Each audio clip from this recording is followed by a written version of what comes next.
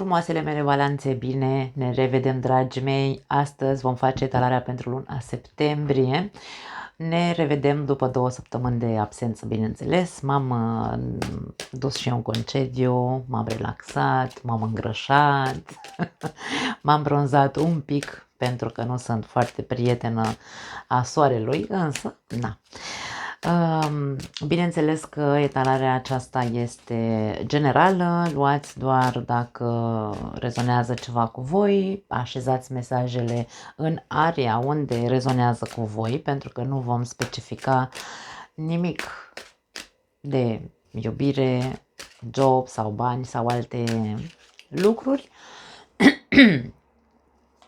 Vom face crucea celtică și vom scoate 2 cărți în plus pentru provocare, să vedem provocarea și surpriza lunii septembrie pentru voi și ce să mai spun, să nu uităm că este valabilă această etalare pentru toți cei care aveți soare, luna, ascendent sau Venus în balanță. După cum vedeți, am schimbat și contextul, am îndepărtat mai mult camera, am reușit să fac rost de anumite lucruri care îmi lipseau ca să pot să am acest context de filmare.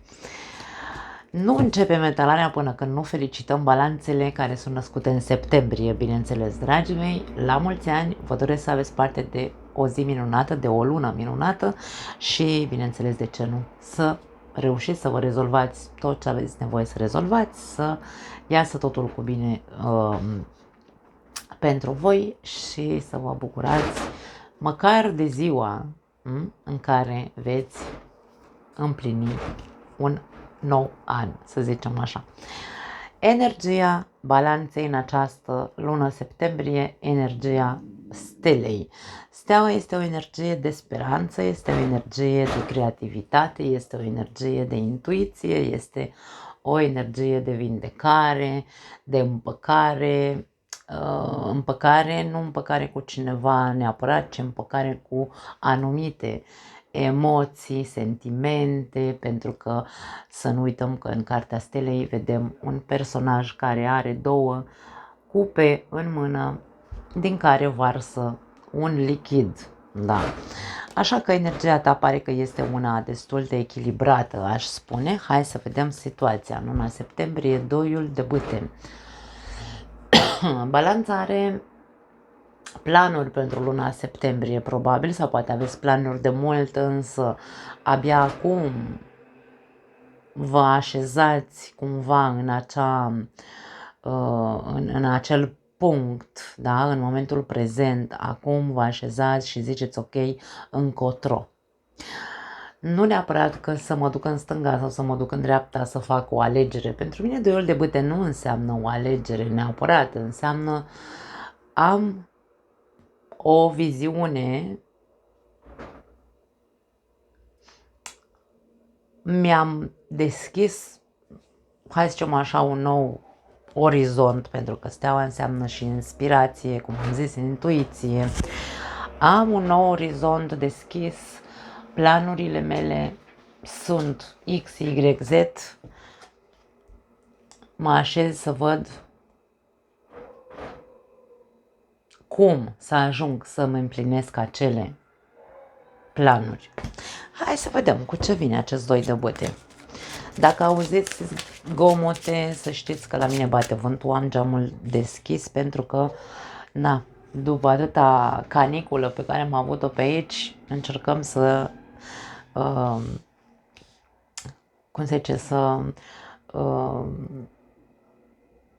lăsăm aerul rece să intre în casă, să ne ventileze toată casa, da? Să scoată căldura. Nu mai ies cuvintele românește ca să vezi. Avem forța, cartea care a căzut. Dacă auziți zgomote și de pe sub mine așa, să știți că e scaunul meu care scârție.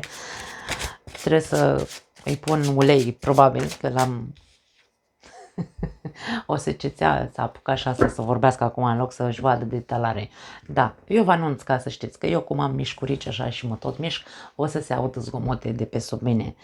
Împăratul, a doua carte care a sărit în legătură cu aceste planuri, acest nou orizont în care balanța este hai să spunem, centrată sau a fi centrată în luna septembrie.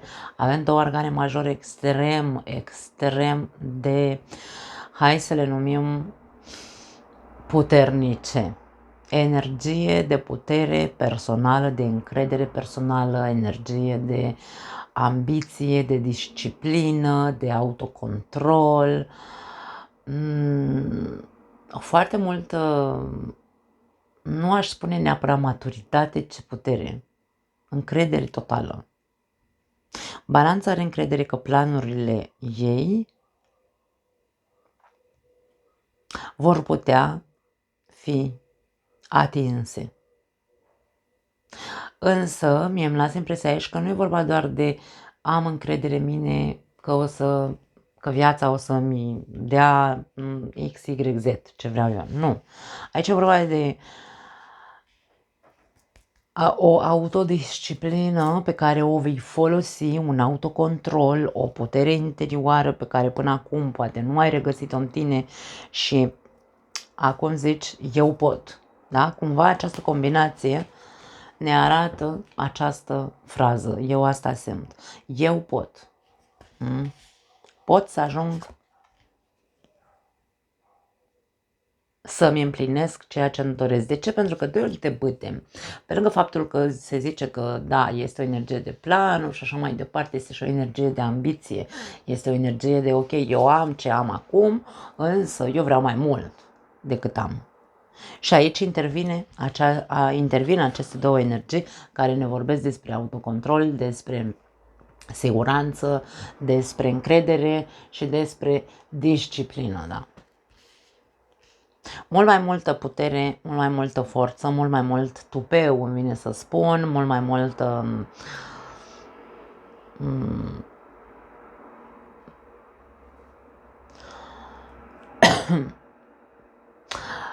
energie masculină văd aici. Atât cartea forței, chiar dacă aici avem o femeie, da, atât cartea forței cât și împăratul sunt energii masculine. Nu este un lucru rău. Când avem de făcut ceva, cine face? Bărbatul face sau, mă rog, energia masculină face. Așadar, e nevoie de energie masculină. Eu aș spune că ești pe drumul cel bun. În mintea ta, wow, 10 de spade. Ok, încă există prezent în mintea ta eșecurile, probabil. Eșecul sau eșecurile pe care le-ai avut, trădările, un soi de frică, să spunem așa, să nu cumva să dau cu bâta în baltă din nou. Există acea energie, din punct de vedere mental, da, acea, nu știu dacă e frică neapărat, de-aia vreau să spun între ghilimele, ești pregătit să începi să o iei pe o nouă cale, însă eșecul din trecut este foarte prezent în mintea ta și asta nu te pune la pământ, aș spune, ci în ciuda eșecurilor cred că vei acționa. E un lucru bun să avem prezente în mintea noastră eșecurile, pentru că ne ajută să fim, cum am spus, autodisciplinați, să nu ne aruncăm cu capul înainte fără să calculăm bine înainte dacă există riscuri sau nu. Mai departe, Rege de cupe a sărit aici la nivel mental, ok. Și Regina de monede, foarte tare. Acum, dragii mei, planurile pentru unii dintre voi pot fi pe plan, mă rog, acest orizont sau această ambiție pe care o aveți poate fi din punct de vedere emoțional, adică pe plan afectiv sau relațional, iar pentru alții dintre voi poate avea legătură cu un proiect sau un job, da? Pe parte financiară mă refer. Acum, faptul că în viața ta au existat, că a fost suferință, din punct de vedere emoțional, eșecuri, nu ai avut relații sănătoase sau n-au mers relațiile, sau ai fost trădat sau tu ai trădat, că în relații întotdeauna se poate citi viceversa. Indiferent, indiferent ce s-a întâmplat, tu ai rămas, bineînțeles, cu amintirile, e normal, toți rămânem cu amintirile, nu există acea frază tâmpită, pentru că pentru mine sunt fraze tâmpite, iert, dar nu uit. Nu ai cum să uităm. Putem să zicem că iertăm pentru că vrem să ne eliberăm de respectiva încărcătură, însă e imposibil să uităm ceva, dragii mei, pentru că nu suntem desenați să uităm, da? Mintea noastră nu funcționează așa, totul se duce în subconștient. Ideea este că, din punct de vedere conștient, la tine, în ciuda eșecurilor sau a trădărilor, tu încă mai crezi în iubire, încă mai crezi în partener, dacă ai un partener, încă mai crezi în această relație, încă mai crezi în proiectele tale, încă mai crezi în faptul că poți să reconstruiești ceva din punct de vedere financiar. Da. În subconștient, 6 de spade. Ok. Interesant. După cum am spus, întotdeauna rămân traume sau rămân amintiri. 6 de spade este o carte a traumelor, da? Ups. 2 de spade.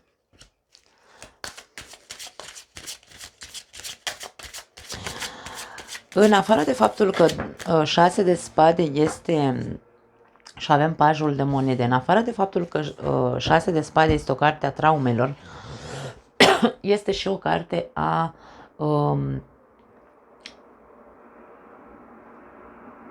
dorinței de a ajunge la liman, dorinței de a ajunge la liniște, pace, echilibru într-un fel sau altul, da, adică vreau să se liniștească lucrurile. În subconștientul tău zace această dorință de a se așeza într-un fel sau altul liniștea și pacea în viața ta, indiferent, cer scuze, indiferent de ceea ce, de evenimentele prin care tu ai trecut.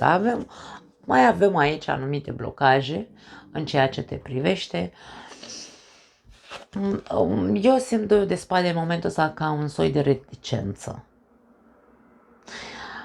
Cred că este vorba despre protecție. În tine zace sentimentul sau dorința de a se calma lucrurile, de a exista pace și liniște, da? Însă, în același timp, îmi vine să spun că ești precaut. Și nu e rău asta, dragii mei, nu e nimic rău în asta. Poate că aici are legătură cu noul început. Pajii reprezintă, în general, energii de început, da?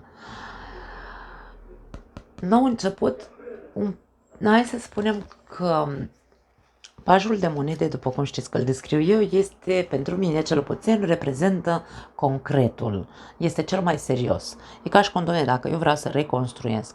Și aici am sentimentul ăsta sau încrederea asta în mine, că eu pot, că voi putea să mă ridic de la pământ, că voi putea să-mi recuperez relația, că voi putea să mă pun pe picioare din nou din punct de vedere financiar, chiar dacă în trecut am avut eșecuri, chiar dacă există traume. Sunt aici, bineînțeles, foarte atent, sunt pe protecție, însă, în același timp, am dorința, izvorăște din mine, din inconștientul meu, dorința de a începe din nou, încet, încet. Pajii nu sunt energii de viteză. Sunt mici, hai să le numim pe pozitiv, mici grăunțe sau nu știu cum să le numesc, semințe pe care, dacă vrei, le plantăm ca să,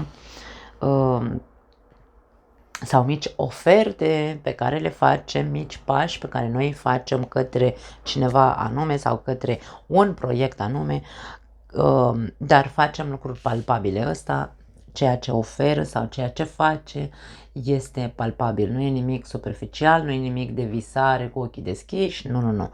Aici face atent, pe protecție, încet, încet, da? Interesant, văzusem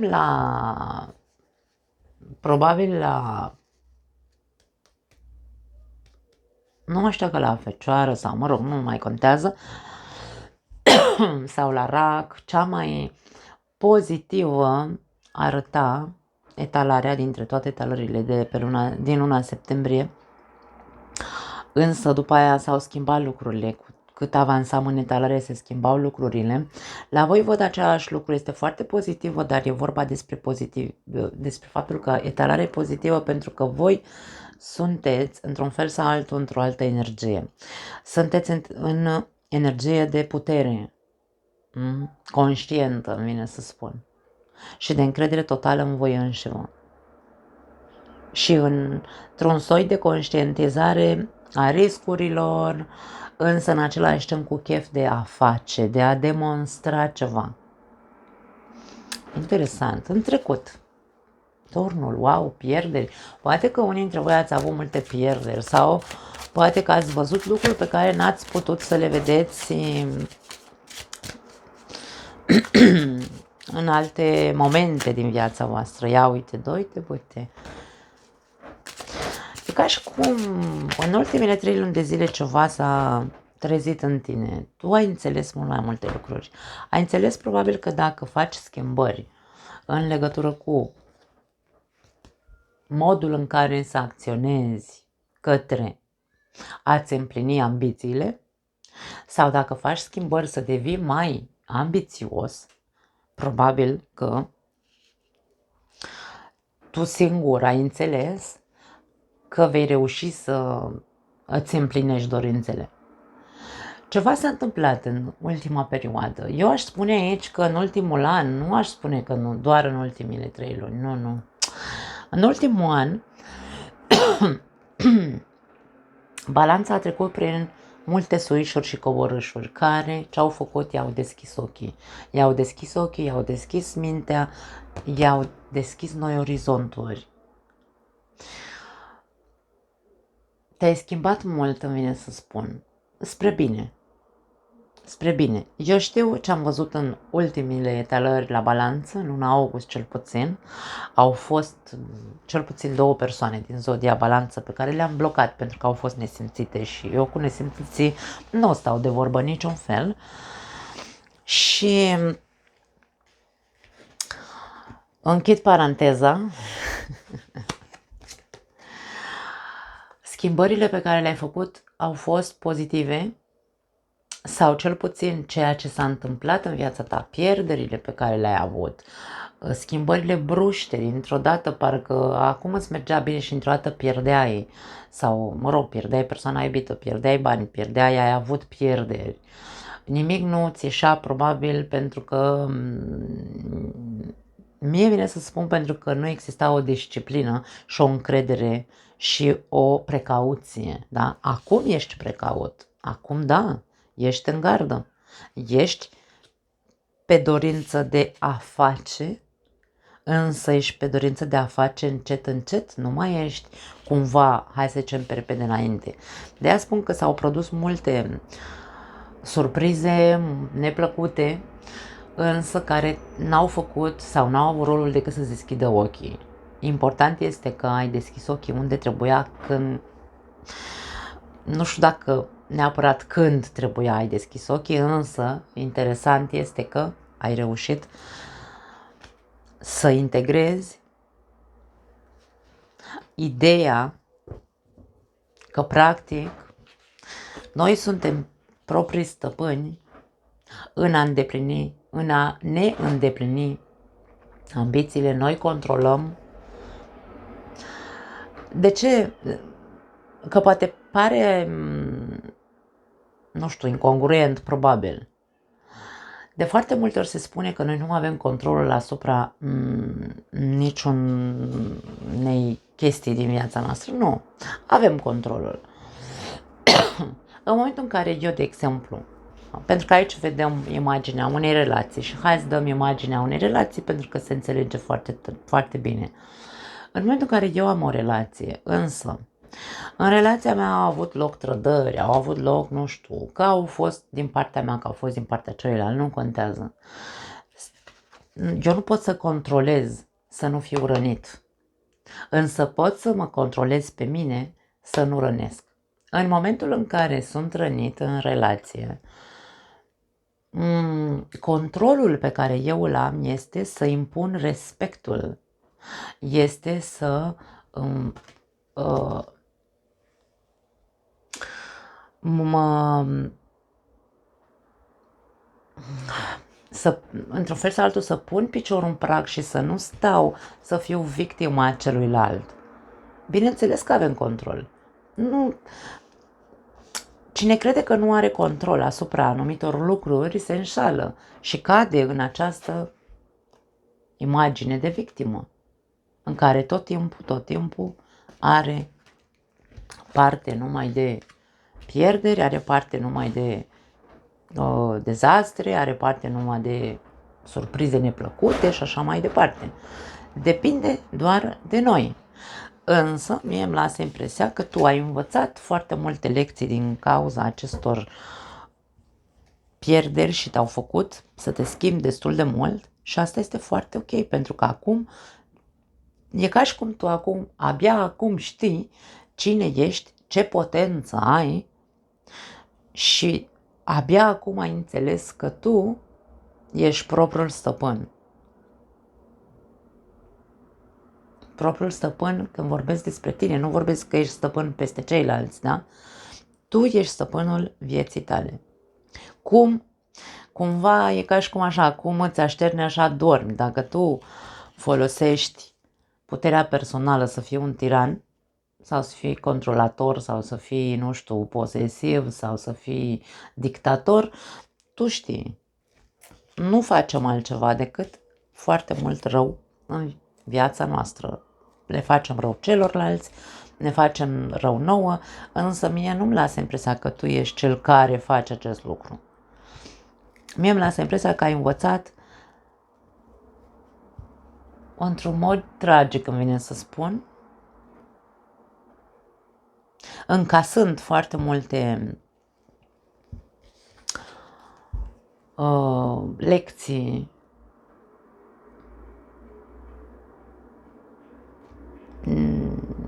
lovituri sub centură în această viață, însă în același timp, după cum am spus, rolul tuturor acelor lecții nu au fost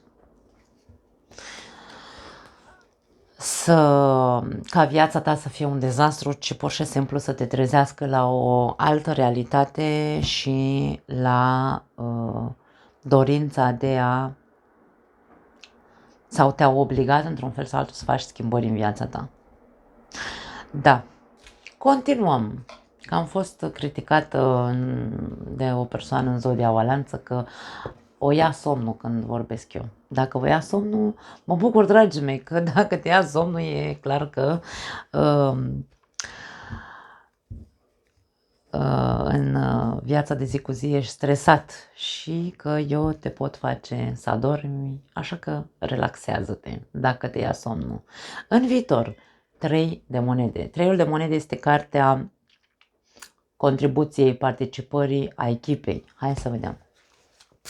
Poate fi vorba despre o colaborare pentru unii dintre voi din punct de vedere financiar, Rege de monede, interesant, sau pur și simplu este cartea echipei din punct de vedere sentimental. Și avem și steaua care se repetă și o avem aici în energia ta. Așadar, în următoarele 3 luni de zile, ce vedem pentru Balanță este că lucrurile încep să prindă contură, vine să spun.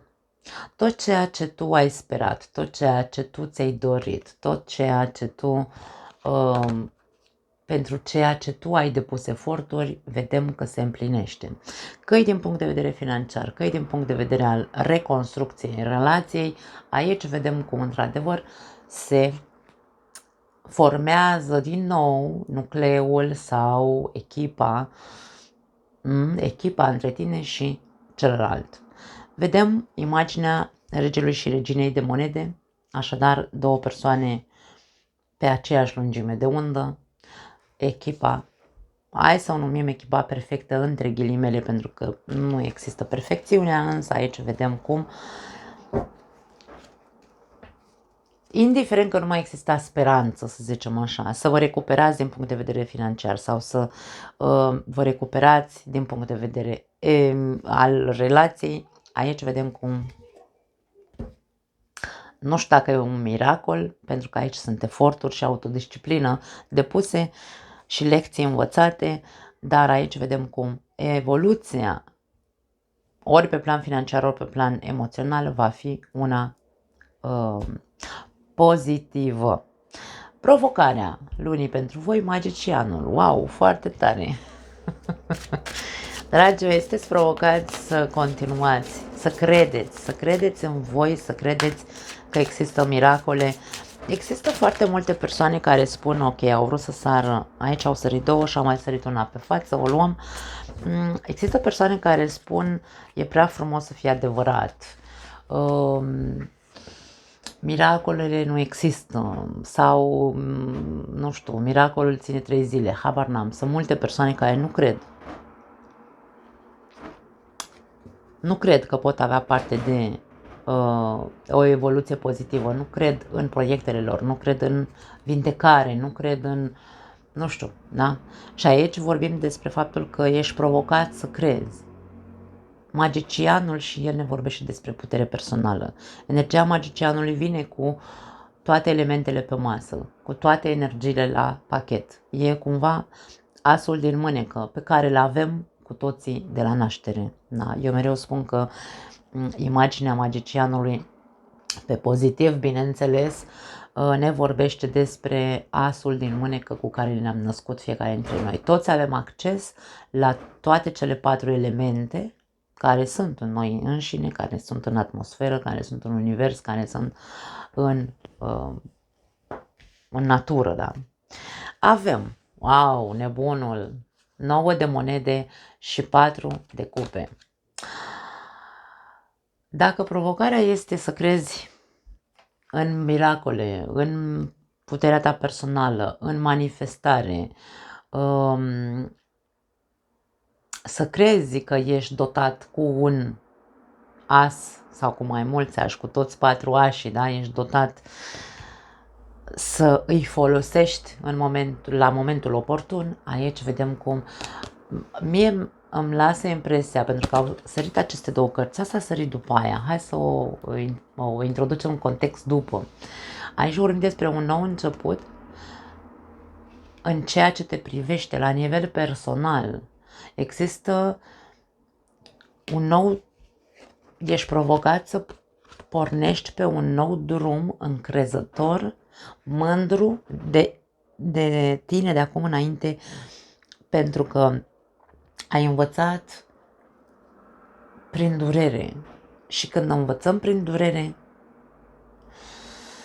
cel mai mult învățăm prin durere, și asta o spun și din punct de vedere personal, da?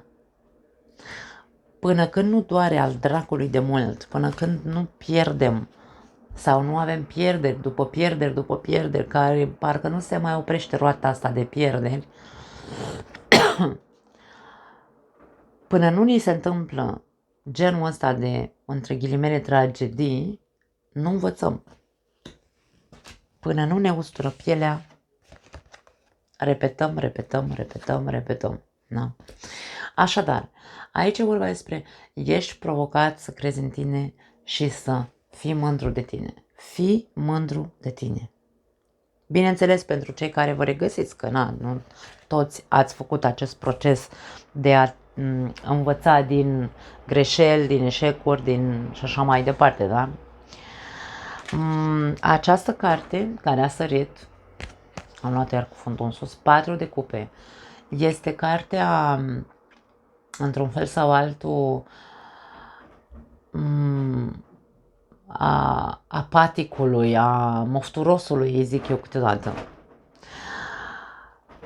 Dacă tu ești provocat să crezi în totalitate și să fii mândru de tine, aici 4 de cupe vrea să ne arate că încă mai există cred că mai există o chestie pe care tu trebuie să o observi la tine. Ai momente în care ești, cumva așa vine să spun, orb sau ignorant, nu ignorant la un nivel negativ, ci ignori faptul că există opțiuni Nu vezi alte opțiuni în momentul în care ești așa cumva dezamăgit. Cred că mai ai de lucrat cu tine la acest aspect.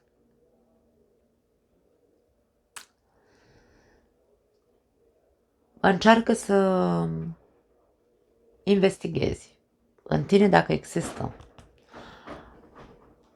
acest sentiment de ignoranță în care, în momentul în care nu ești satisfăcut cu ceva în viața ta, ca și cum nu mai vezi. Poate să vină 5.000 de mâini care să ți se întindă. Poate să vină către tine 5.000 de oferte că tu nu vezi. De-aia spun un soi de orbire la care trebuie să mai lucrezi cumva. Surpriza.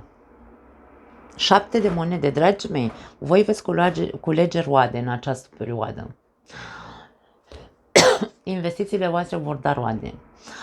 Așteptările voastre cumva vor da rezultate. Hai să vedem cu ce vine 7 de monede.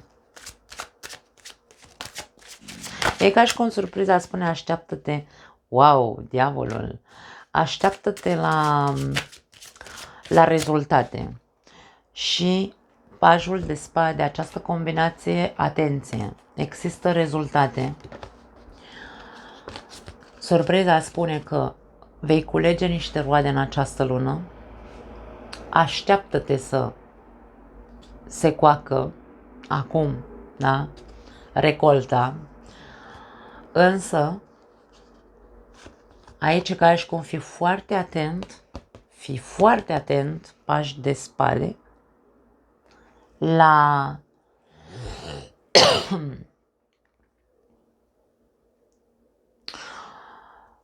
îngânfare, la aroganță, să nu fii așa ca și cum vă arăt eu vouă, pentru că diavolul nu vine niciodată cu un lucru, mai ales când avem avertizare, că pajul de spade vine cu avertizare. Vei avea rezultate, însă fii foarte atent la cum reacționezi tu în urma acelor rezultate sau acelor roade pe care le vei culege. Pentru că poți deveni foarte, hai să spunem, răzbunător într-un fel sau altul pe cei care te-au rănit, pe cei care te-au făcut să pierzi, mai ales dacă vorbim aici de pierderi financiare. Poți fi tu cel care să înceapă un soi de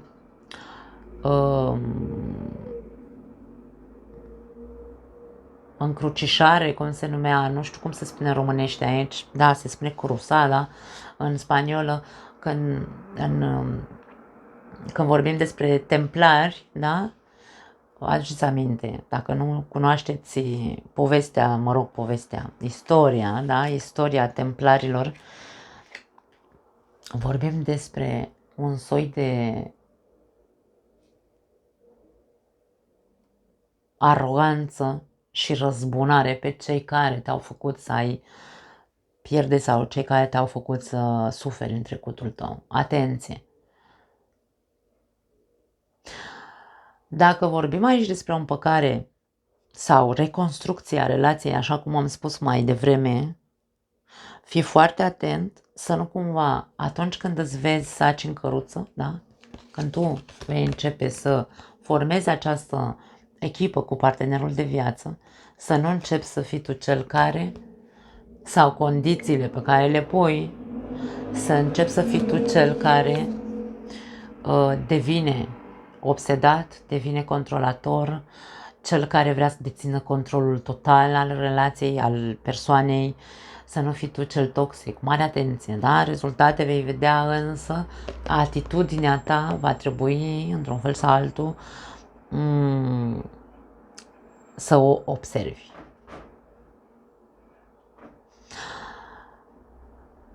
Ce să zic? Am dat exemplul cu relația ca să puteți să fiți atenți. Aici este avertizare, da? Concluzia. Marele preot, wow! Marele preot, din punct de vedere al relațiilor, poate vorbi despre compromis. S-a întors Temperanța. Deci aici vorbim despre compromis, vorbim despre împăcare, vorbim despre echilibrare, vorbim despre familie, despre tradiție, despre căsătorie în cazul în care nu sunteți căsătoriți. 2 de monede și 8 de cupe, dragii mei. Aici avem contextul că tot ceea ce am spus până acum conclude cu următoarea explicație. Rezultatele acestor eforturi, acestei ambiții pe care tu o vei avea în această lună septembrie, duce la compromis, duce la seriozitate, duce la stabilitate într-un fel sau altul. Este cartea Taurului, da? Duce la echilibru, pentru că avem aici și temperanța. Însă, tu trebuie să renunți la... Hai să spunem că trebuie să renunți la un soi de dubii. Balanța balanța tinde. Când e pe negativ, energia balanței tinde să fie indecisă. O fi, nu fi, o fi bine, nu fi bine, o exista compromis sau nu exista compromis, o exista înțelegere între noi și echilibru sau nu, o să fim sau nu o să fim bine, o să meargă sau nu o să meargă afacerea, o să reușesc să fac contracte sau nu o să reușesc să fac contracte, da? Deci aici vorba despre, tot timpul sunt în dubii și aici vorba despre, dom'le, dacă tu vei vedea rezultate pentru că vei vedea, dacă tu vei vedea... Pentru că vei vedea ce am zis, da? Vei vedea cum se formează un nucleu între tine și un partener de afaceri, un partener de viață. De ce? Atenție aici la ce am zis că trebuie să lucrezi. Da? De ce? Tu trebuie să renunți aici. E ca și cum ți se spune să te compromiți în totalitate, că atunci când dacă tu nu ți-ai pierdut speranța și dacă tu ai început să crezi în tine și dacă tu tot ce am spus până acum este foarte bine implementat, ce să caute? De-aia 8 de cupe, ți se spune pleacă, ieși odată din cântărirea asta și dacă nu o fi, și dacă o fi, și dacă, da? Dacă și cu parcă să plimbau într-o barcă, lase acolo. Când crezi, când există credință cu adevărat, nu are ce să caute dubiile. Nu au ce să caute, da, a sunat incoerent.